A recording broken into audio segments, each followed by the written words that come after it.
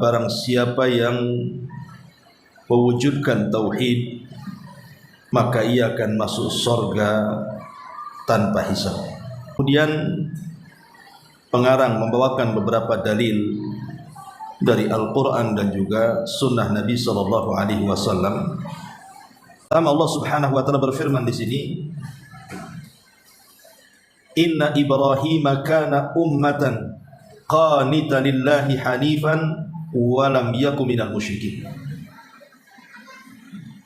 Sesungguhnya Ibrahim adalah seorang imam yang dapat dijadikan teladan. Qanitan, lagi patuh, lillahi, kepada Allah, hanifan, dan yang hanif. Dan sekali-kali dia bukan termasuk orang-orang yang mempersekutukan Allah Azza wa Jalla. Kemudian dalil yang kedua, walladzina hum bi rabbihim la yusyrikun. Dan orang-orang yang tidak mempersekutukan dengan Rabb mereka sesuatu apapun.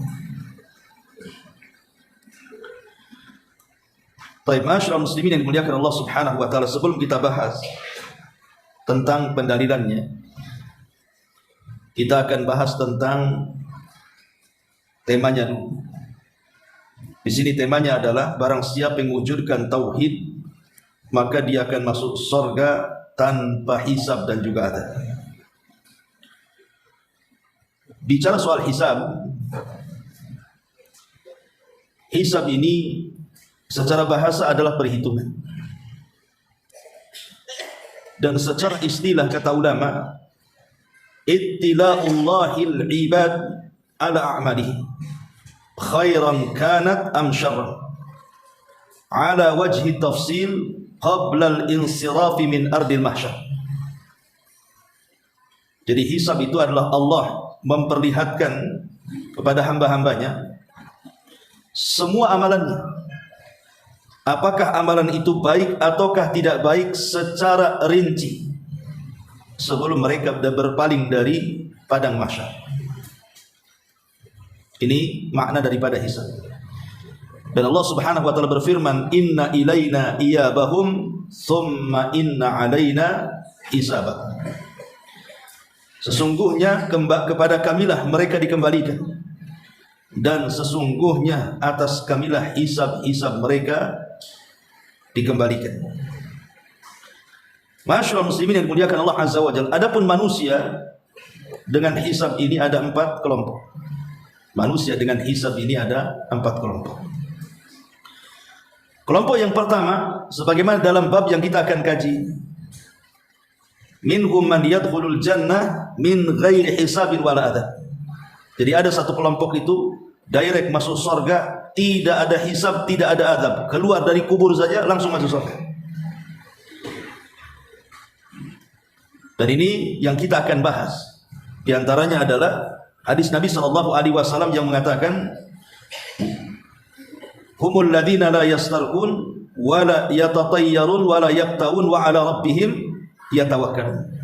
Mereka orang-orang yang tidak minta diruqyah, tidak dimintai al-kai, pengobatan menggunakan besi bakar, dan mereka tidak tatayyur, dan mereka senantiasa bertawakal kepada Allah Azza wa Jalla. Dan jumlah mereka 70.000. Tetapi jumlah 70.000 ini, ikhwatu fillah muliakan Allah Subhanahu wa taala, apakah memang segitu 70.000? Kalau memang hanya 70.000 saja dari zaman Rasul sampai sekarang, berarti sedikit sekali orang yang masuk surga tanpa hisab dan azab itu. Karena jumlah para sahabat atau para tabi'in saja sudah mencukupi itu. Tetapi ada hadis yang dikeluarkan oleh Imam At-Tirmidzi dan juga Imam Ibnu Majah dan juga Ahmad dalam musnadnya, dan disahihkan oleh Syekh Nasiruddin Al-Albani rahimahullahu taala, di mana Nabi sallallahu alaihi wasallam mengatakan, wa'adani rabbi an yadkhulal jannata min ummati 70,000 bighairi hisabin wala adab. Ma kulli alfin 70,000 wa 3 hasayatin min hasayati rabbi. Dari Abi Umamah radhiyallahu anhu secara marfu sampai kepada Nabi, Rabbku telah berjanji kepadaku bahwa dia akan memasukkan sebanyak 70.000 dari umatku ke dalam sorga tanpa hisab dan juga tanpa siksa. Bersama setiap 1.000 ada 70.000 dan 3 tuangan dari tuangan-tuangan limpahan rahmat Rabbku.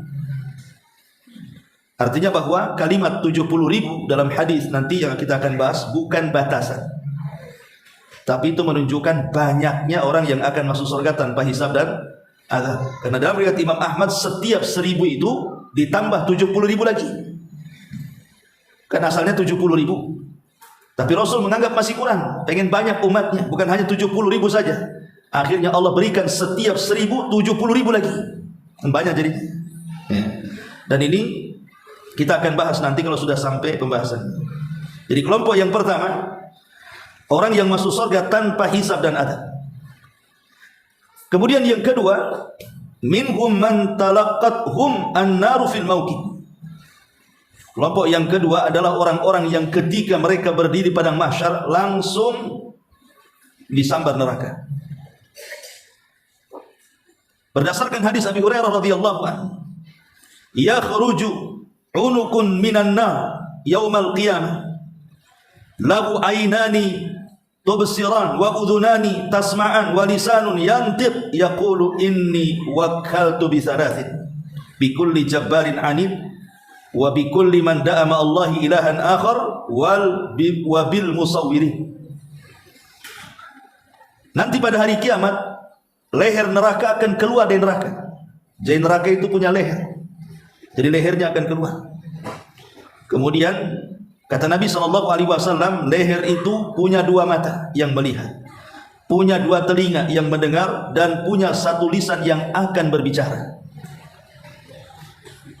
Di antaranya adalah, sesungguhnya aku diserahi oleh Allah Subhanahu wa taala untuk melahap 3 manusia. Orang-orang yang sombong lagi congkak, orang-orang yang menyeru bersama Allah Tuhan yang lainnya, dan para penggambar makhluk-makhluk yang bernyawa.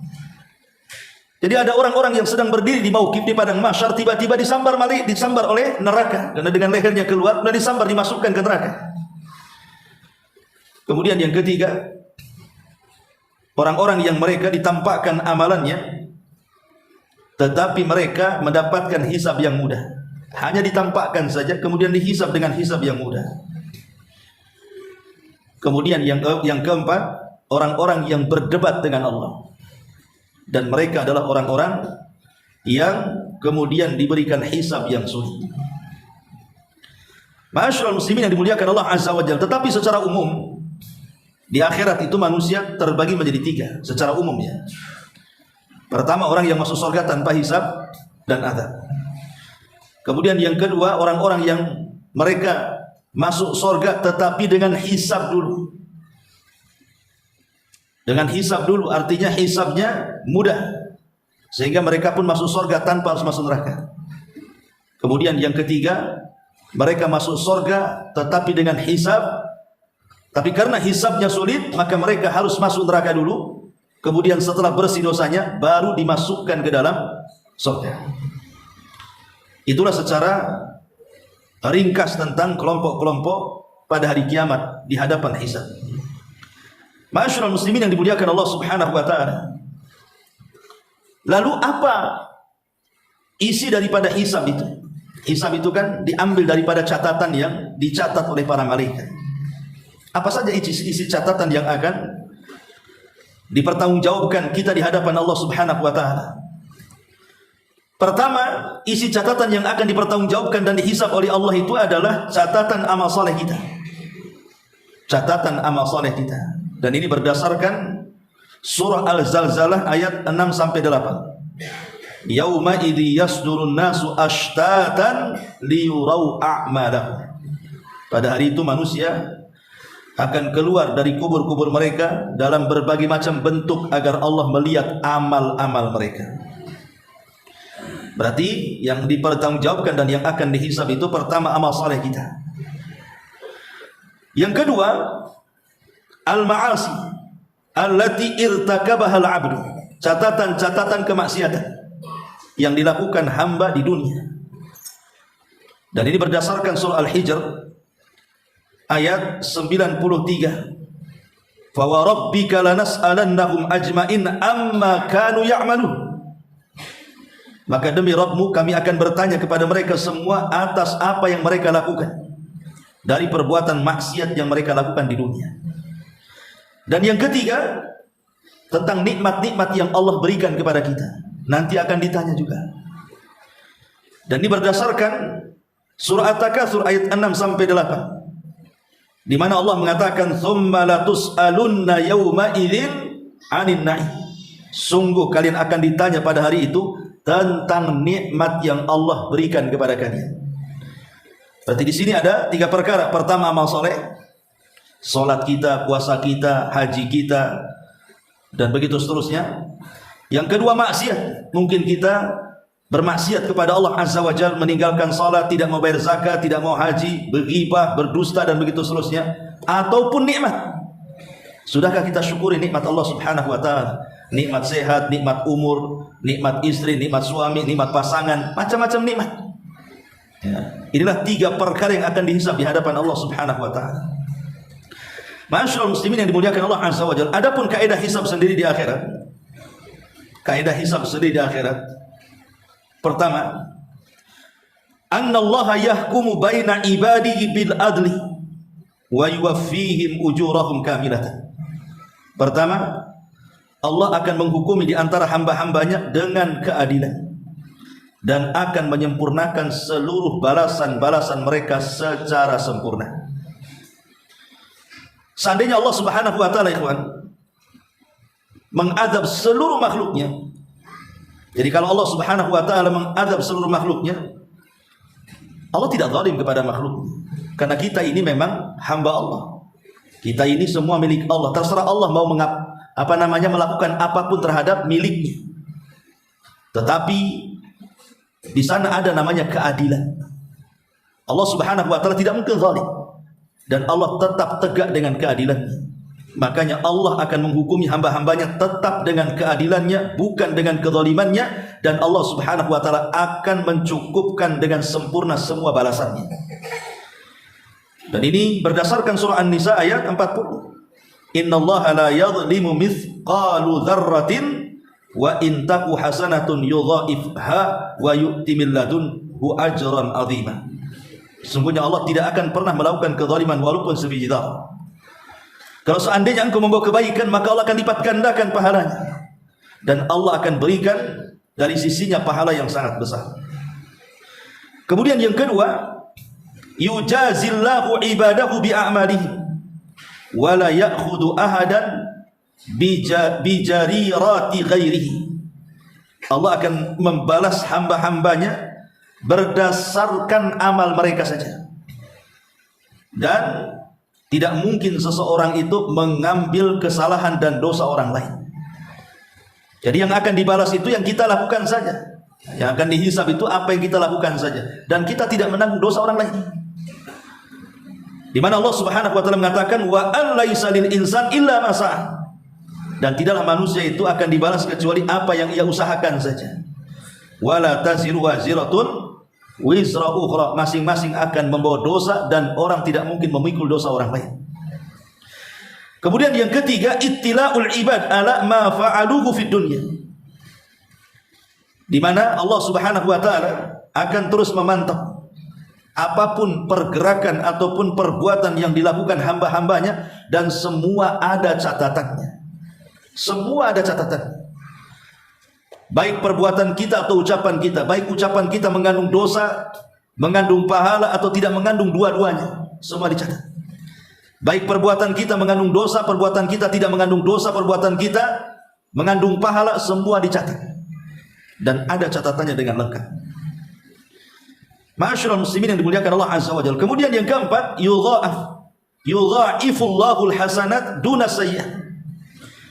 Allah Subhanahu wa taala akan melipat gandakan kebaikan, tapi Allah tidak akan melipat gandakan keburukan. Dan itu bentuk rahmat dari Allah Azza wa Jalla. Kemudian yang kelima, tabdilus sayyi'ati ta'ibin al-hasanat. Dan Allah akan mengganti keburukan-keburukan orang-orang yang bertobat dengan kebaikan. Kemudian yang keenam, iqamatus syuhud alladzina yashhaduna 'alal khalqi bima 'amil. Akan ditegakkan saksi-saksi yang akan bersaksi di hadapan makhluk terhadap apa yang mereka kerjakan. Itulah di antara kaidah-kaidah hisab. Adapun kondisi orang dihisab itu, ikhwan, sangat menakutkan sekali. Dan ini berdasarkan firman Allah Azza wa Jalla surah Al-Kahfi ayat 48 49. Wa uridu ala rabbika saffan laqad ji'tumuna kama khalaqnakum awwala marrah bal za'antum alla naj'ala lakum maw'idah wa wudi'al kitabu fataral mujrimina mushfikina mimma fihi wa yaqulun ya wailatana ma li hadzal kitab la yughadiru saghiratan wala kabiratan illa ahsaha wa wajadu ma 'amilu hadiran wa la yadlim rabbuka ahada. Dan mereka akan dibawa ke hadapan Allah dengan berbaris. Kemudian Allah berfirman, sesungguhnya kamu datang kepada kami sebagaimana kami menciptakan kamu pada pertama kali. Bahkan kamu menganggap kami tidak akan menetapkan bagimu waktu berbangkit untuk memenuhi perjanjiannya. Lalu diletakkanlah kitab catatan amal itu. Lalu engkau akan melihat orang-orang yang berdosa, mereka ketakutan terhadap apa yang tertulis di dalam kitab tersebut. Dan mereka berkata, betapa celakanya kami. Kitab apa ini? Tidak ada yang tertinggal, yang kecil, yang besar, melainkan tercatat semuanya. Dan mereka dapati semua apa yang telah mereka kerjakan tertulis dalam kitab tersebut. Dan Tuhanmu tidak menzalimi seorang hamba siapapun dari hamba-hambanya. Lihat bagaimana kondisi menakutkan saat dihisab. Orang ketakutan. Ya. Kemudian juga Allah Subhanahu wa taala mengatakan dalam surah Al-Jathiyah ayat 27 28-nya, walillahi mulkus samawati wal ard wa yauma taqumus sa'atu yauma idzin yahsyurul mubtilun wa tara kullu ummatin jathiyah kullu ummatin tud'a ila kitabihal al-yawma tujzauna ma kuntum ta'malun. Dan milik Allah lah kerajaan langit dan bumi. Dan pada hari terjadinya kiamat akan rugilah pada hari itu orang-orang yang mengerjakan kebatilan. Dan pada hari itu engkau akan melihat setiap umat berlutut, setiap umat dipanggil untuk melihat catatan amalnya. Dan pada hari itu kamu akan diberikan balasan atas apa yang telah kalian kerjakan. Dari dua ayat ini kita tahu bahwa proses hisab ini sangat mengerikan, membuat berdebar, was-was, ketakutan, takut dengan catatannya, dan begitu seterusnya. Jadi bukan perkara yang mudah ketika seorang dihisab itu. Karena juga Allah mengatakan, wa taran nas sukara wa ma hum bisukara walakin adzaballahi syadid. Kau lihat manusia mabuk padahal mereka tidak mabuk, tapi yang membuat mabuk itu adalah karena azab Allah yang sangat pedih sekali. Ma'asyiral muslimin yang dimuliakan Allah Azza wa Jalla. Adapun bicara soal hisab macam-macamnya. Hisab ini ada dua. Ya, hisab ini ada dua. Hisab yang pertama yang disebut dengan al-hisab al-yasir, hisab yang mudah. Apa hisab yang mudah itu? Disebutkan oleh para ulama, hisab mudah itu artinya hisabu ardhin. Hisabu ardhin. Hisabnya ard itu hanya ditampakkan catatan amal kita di hadapan kita, kemudian disuruhnya kita mengakui, itu saja. Jadi Allah akan mendatangkan catatan kita, kemudian kita melihatnya. Kemudian Allah akan membacakannya dan kita mengakuinya. Itu namanya al-ardu. Inilah hisab yang mudah namanya. Dan ini khusus bagi orang yang beriman, di mana akan dipertanyakan dari amalannya, dari ilmunya, dari nikmatnya. Kemudian hamba itu akan menjawab dan tidak akan menutupi apapun yang ada dalam catatannya. Dan dia akan betul-betul senang ketika menjawabnya. Lah itu disebut juga hisab yang mudah, itu disebut al-ardu namanya. Ard gitu ya. Dalam bahasa ilmu akidah namanya al-ardu. Dan tidak terjadi perdebatan. Ingat, tidak terjadi perdebatan. Kalau sudah sampai terjadi perdebatan, nanti sulit tuh hisabnya. Dia hanya disuruh ngakui saja. Umpamanya antum anda datangkan, kemudian saya sebutkan kesalahan antum semuanya. Kemudian antum hanya mengatakan, oh iya Ustaz, oh iya saya salah, iya Ustaz saya salah. Begitu saja. Hanya disuruh mengakui saja. Lah itu disebut hisab yang mudah.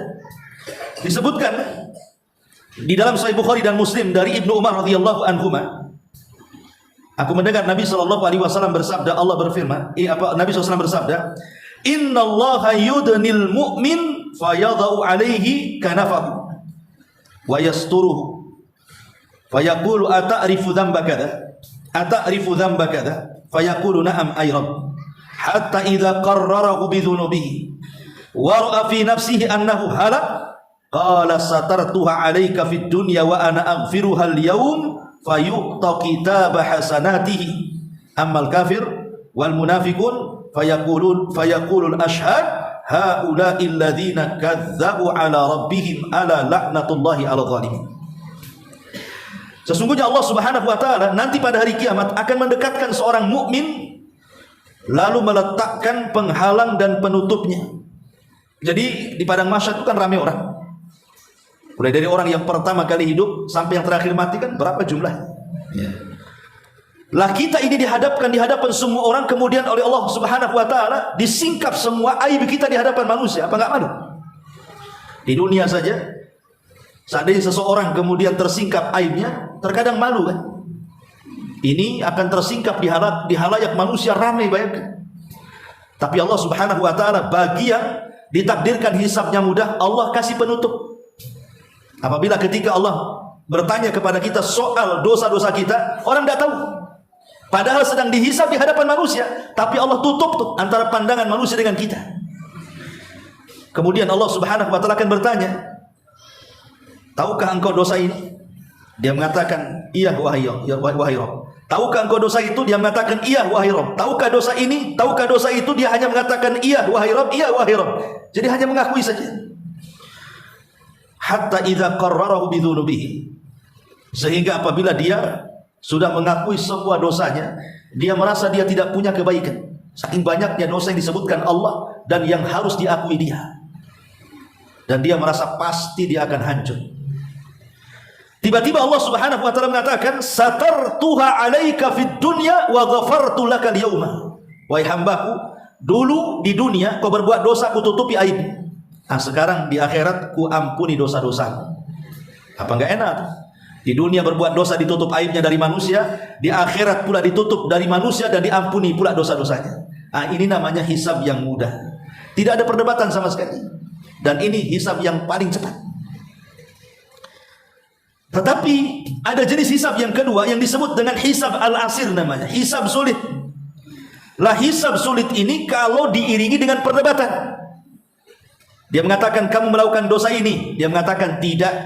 "Kamu melakukan dosa itu?" "Tidak." "Kamu melakukan dosa ini?" "Enggak."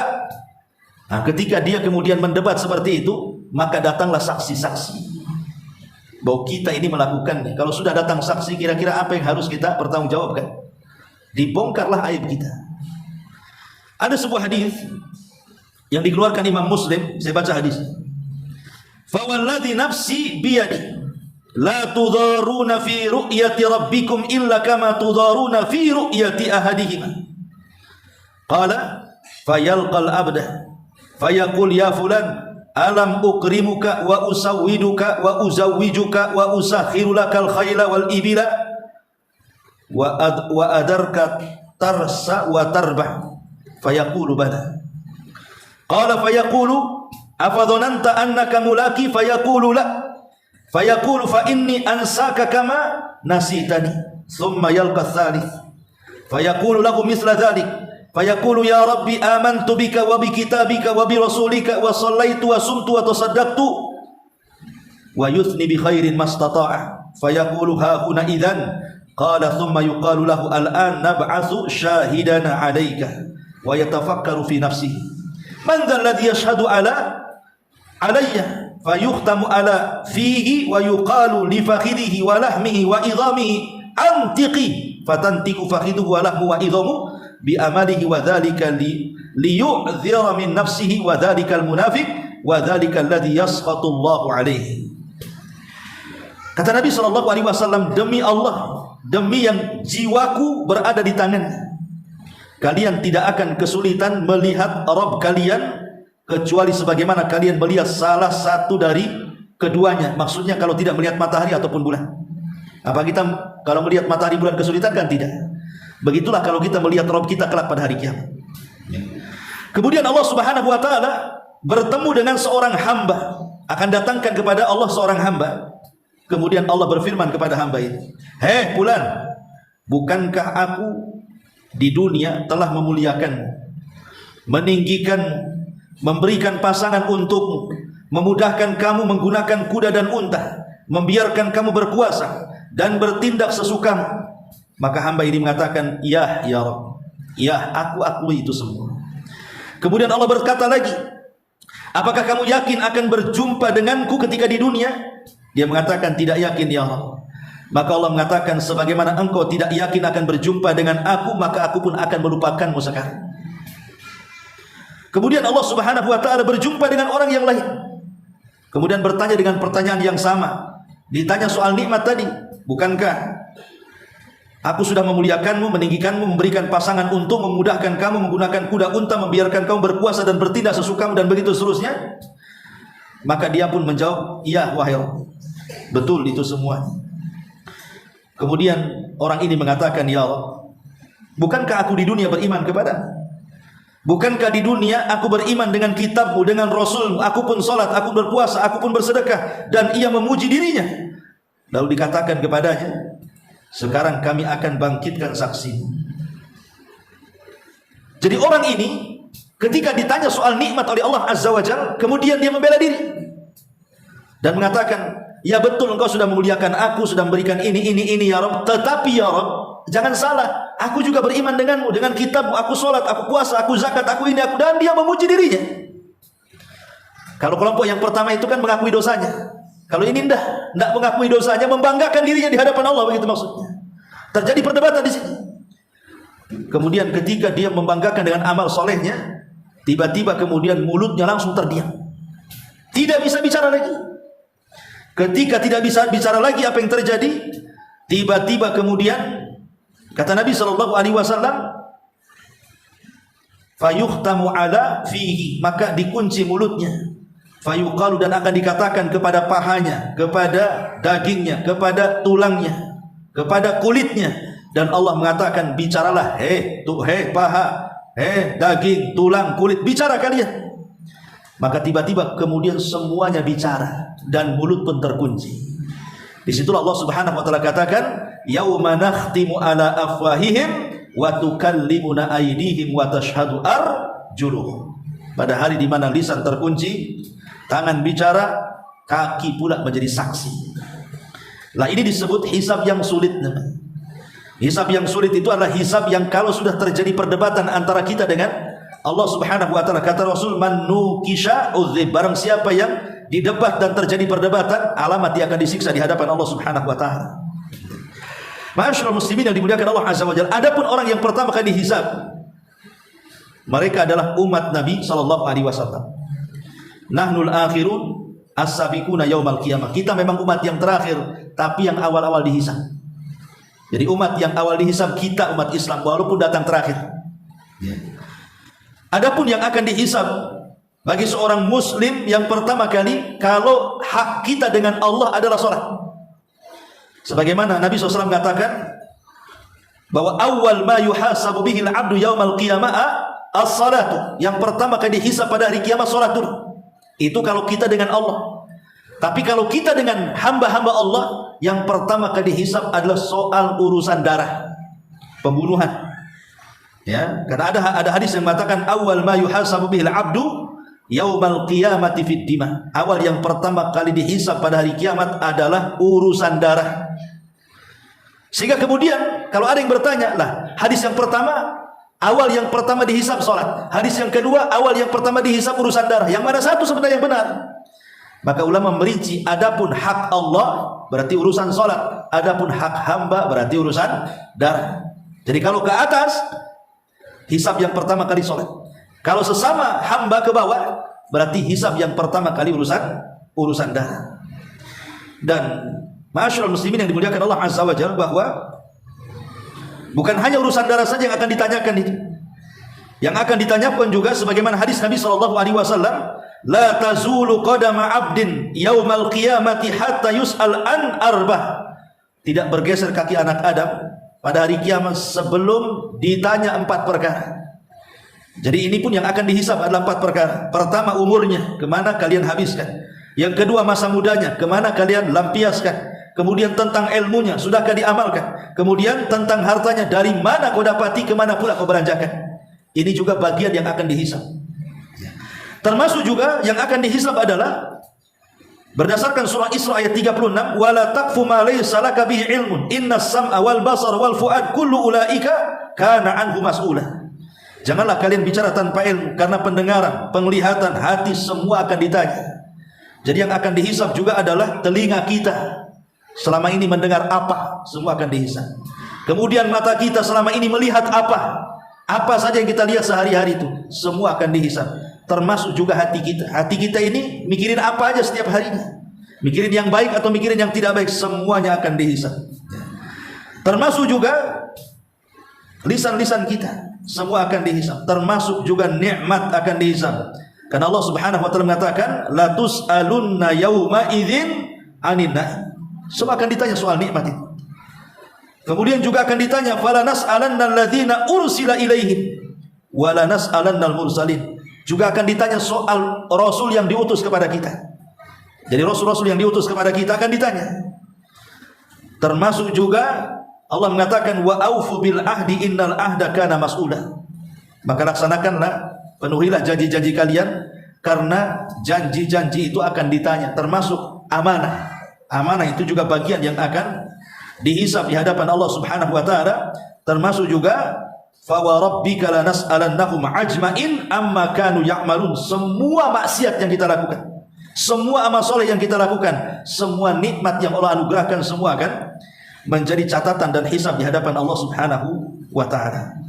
Inilah sedikit soal pengetahuan hisab. Berarti kalau kita mengacu kepada bab yang kita kaji, bab man haqqaqa tauhid dakhalal jannah bighairi hisab. Bab barang siapa yang mewujudkan tauhid maka dia masuk surga tanpa hisab. Kalau bab sebelumnya itu kan bicara soal keistimewaan tauhid, bahwa tauhid itu bisa menggugurkan dosa. Selama kita bertauhid kepada Allah dan tidak menyekutukan Allah, maka kalau kita membawa dosa, ada kemungkinan dosa itu bisa diampuni dengan syafaat. Bisa diampuni dengan syafaat, karena as'adun nas bi syafaati yaumal qiyamah man qala la ilaha illallah. Orang yang paling bahagia dengan syafaatku pada hari kiamat adalah orang yang bertauhid la ilaha illallah. Tetapi bab ini berbeda. Bab ini menceritakan tentang orang yang betul-betul sempurna tauhidnya. Sempurna.